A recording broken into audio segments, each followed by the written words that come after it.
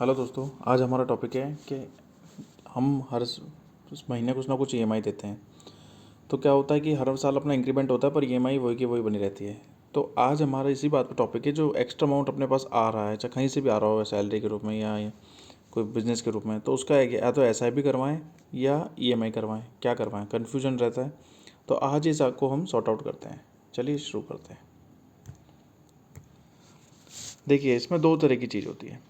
पहली चीज़ तो क्या होती है कि मान लीजिए आपकी ईएमआई की जो वैल्यू है वो है 20,000 पर मंथ। ठीक है, ये थोड़ा सा दिक्कत कर रहा है, एक मिनट। हाँ, 20,000 पर मंथ है। ठीक है, अब आप एक तो आ रहा है कि यार मेरे पास 5,000, अपन आइडियली वो लेके चल रहे हैं कि 5,000 एक्स्ट्रा है जो मैं ईएमआई में या तो जुड़वा दूँ, ठीक है, या फिर उस 5,000 की मैं एसआईपी करवा दूँ। ये दो ही ऑप्शन है। या तो 5,000 को मैं 25,000 की ईएमआई कर दूँ, लोन जल्दी रीपे हो जाएगा, या 5,000 की एसआईपी कर दूँ। देखो, इस केस में क्या होगा कि आपका लोन शायद 9% के आसपास फ्लक्चुएट होगा। ठीक है ना। और ये आरबीआई की रेट है जो over the period of time ये इंक्रीज ही होती चली जाएगी। ठीक है, वहीं ये 12 to 13% तक रहेगा। ठीक है, अब क्या होगा कि इसमें दो तरह के लोग आते हैं। दो तरह के लोग कैसे, मैं बताता हूँ।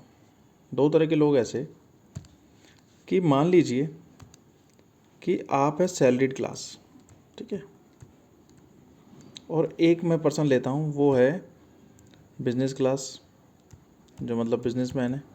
ठीक है, ये दो तरह के पर्सन हैं। अब सैलरीड वाले ने मान लीजिए 20,000 की ईएमआई थी उसकी, 5,000 वो उसमें जुड़वा देता है, तो कितने की ईएमआई बन गई? 25,000 की ईएमआई बन गई। तो उसका लोन जल्दी रीपे हो जाएगा। ठीक है, तो काफ़ी इनफैक्ट काफ़ी बड़ा अंतर आ जाएगा। ठीक है ना। अब इसमें एक चीज़ ध्यान रखने की है, अब आपने अगर लोन होम लोन लिया है, ठीक है, कार के लिए लिया है, ठीक है, या किसी पर्सनल बिलोंगिंग के लिए लिया है, कुल मिला के जिससे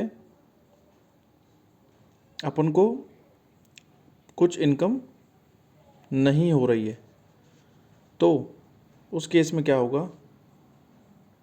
कि आप ईएमआई के अंदर ही इसको चुकावें। ठीक है ना, इस 5,000 को ईएमआई में ही करें। इसकी एसआईपी चालू करना बेवकूफ़ी होगी। ठीक है, क्यों? क्योंकि उस 12-13% से कोई रिटर्न का मतलब नहीं बन रहा। सबसे पहले अपने लोन को रीपेज कीजिए। ठीक है, लोन को रीपे करना जरूरी है। वहीं अगर बिजनेस क्लास है, अगर उसने अपने बिजनेस के लिए, ठीक है, या कोई ऐसी असेट के लिए लोन लिया है जो जिससे उसको कुछ इनकम हो रही हो, ठीक है, अगर उसको कोई इनकम हो रही है उस चीज़ से, तब तो वो उसकी एसआईपी चालू करवा सकता है, या उसको किसी और काम में ले सकता है जिससे और बेटर रिटर्न्स आ सकें। ठीक है, ये वो कर सकता है। ठीक है, तो अब बात आती है कि अगर आप सैलरीड क्लास हो, ठीक है, सैलरीड में आ रहे हो, तो आपको लोन को रीपे करने में ज़्यादा फोकस करना चाहिए रेदर देन किसी और थिंग्स के। उसका रीज़न यही है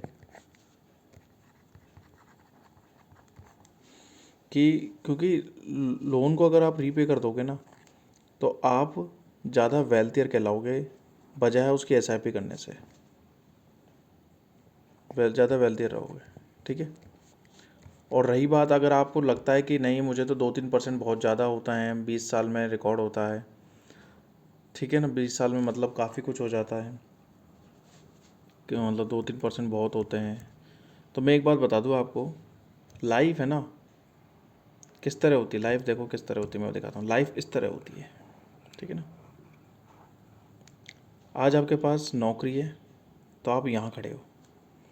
आज आप फिर आप जब जब आपके पास नौकरी होगी ना, आप यहाँ खड़े हो गए, आप कुछ भी करने को रेडी हो, कोई कितना भी लोन ले सकते हो, कितना भी कुछ कर सकते हो, ठीक है, कुछ भी कर सकते हो। पर जब आपके पास नौकरी नहीं है तो आप यहाँ खड़े हो। ठीक है, एसआईपी नहीं दोगे तो कोई दरवाजे पे खटखटाएगा नहीं, कोई नॉक नहीं करेगा। बट लोन की ईएमआई नहीं है अगर आपके पास, तो बैंक वाले आपके पास घर पे आ जाएंगे। ये चीज़ का ध्यान रखना, ठीक है ना। मानता हूँ कि बहुत सारे सैलरीड होंगे जो मेरी इस बात से एग्री नहीं करेंगे, बट मैं सच बता रहा हूँ, मैं एक्सपीरियंस से बता रहा हूँ ये चीज़, कि आपको अपने लोन को रीपे करने पे फोकस करना चाहिए रेदर देन कि उसके एसआईपी चालू करने से, ठीक है। जितना हो सके उतनी ईएमआई बढ़ाओ, ठीक है ना। ईएमआई की जो पर मंथ की जो अमाउंट है ना, वो इंक्रीज़ होती रहनी चाहिए। कम से कम एटलीस्ट हर एक साल में कुछ ना कुछ अमाउंट तो इंक्रीज़ होना चाहिए। 5% से इंक्रीज़ होनी ही चाहिए आपकी ईएमआई। अगर सैलरी 10% से इंक्रीज़ हो रही है तो 5% से कम ईएमआई इंक्रीज़ होनी ही चाहिए, ठीक है। तो ये तो हो गई सैलरी क्लास की। वहीं अगर कोई बिज़नेस क्लास है, तो बिज़नेस क्लास के केस में क्या होता है ना, कि बिज़नेस क्लास में जो इनकम है ना, वो डिस्ट्रीब्यूटेड रहती है, मतलब इनकम बहुत जगह से आ रही होती है। तो अगर किसी बंदे की इनकम उस लोन, मान लो कोई लोन से ऐसी चीज़ खरीदी जिससे इनकम आ रही है, तो वो कुछ भी कर सकता है, क्योंकि उसके पास प्रमाण है, उसके पास है कि हाँ मेरे पास इतना इंटरेस्ट एक्स्ट्रा आ रहा है, या इतना मेरे पास पैसा आ रहा है। तो वो उस चीज़ को मैनेज इजीली कर पाएगा, उस चीज़ को झेल इजीली जाएगा, ठीक है ना, झेल जाएगा। वहीं सैलरी क्लास ऐसा नहीं कर सकता, ठीक है ना। ये चीज़ है। कई लोग कहते हैं कि जितने की आपके ना, मैं आपको एक एग्जांपल देता हूँ। कई लोग कहते हैं कि जितने की आपकी ईएमआई है ना, ठीक है ना, उसका 10%, ईएमआई का 10% आपकी एसआईपी होनी चाहिए। उससे क्या होगा कि 20 साल में आपका लोन फ्री हो जाएगा, ठीक है। ऐसा बोलते हैं लोग, लोन फ्री हो जाएगा। बट आप है ना इसमें और भी बहुत सारी कैलकुलेशन नहीं कर पाते। वो इसलिए नहीं कर पाते क्योंकि आपको कुछ जो चीज़ पिक्चर दिखाई जाती है ना, वो पिक्चर एक्चुअल में होती नहीं है। वो कैसे, मैं बताता हूँ। जैसे मान लीजिए कि आप, मैं चलो नए पेज पे दिखाता हूँ। जैसे मान लीजिए आपने 20,000 की किस्त, 20,000 की किस्त जा रही है। एक मिनट, 20,000 की किस्त जा रही है। अब आपने इसमें 5,000 एड ऑन करवाए, तो आपका जो 20 साल का लोन है वो 12 साल पे शिफ्ट हो जाएगा एक बार में, ठीक है, शिफ्ट हो जाएगा। अब आपने क्या करा है, 2,000 की, 20,000 है, इसमें 2,000 की एसआईपी करवा दी, ठीक है। अब जितना कि आपने इंटरेस्ट दिया पूरे 20 साल में, ध्यान रखना इसका जो प्रेजेंट वैल्यू है, प्रेजेंट वैल्यू अगर आप, मैक्सिमम लोग समझते हो प्रेजेंट वैल्यू वो चीज़ होती है कि आज कोई 100 रुपये की चीज़ आती है, 20 साल बाद वो कितने में आएगी, उसे कहते हैं प्रेजेंट वैल्यू, ठीक है ना।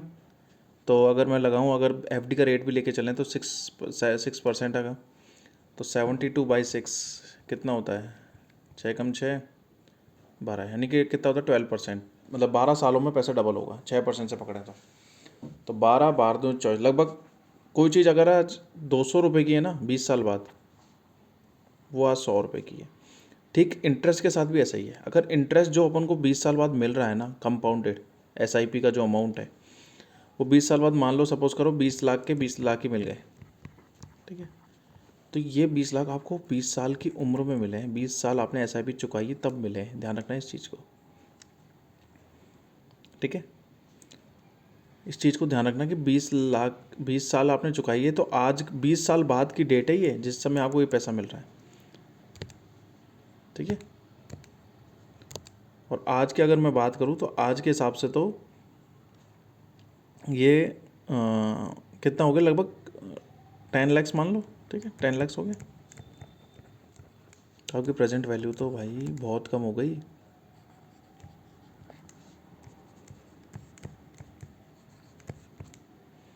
ठीक है ना।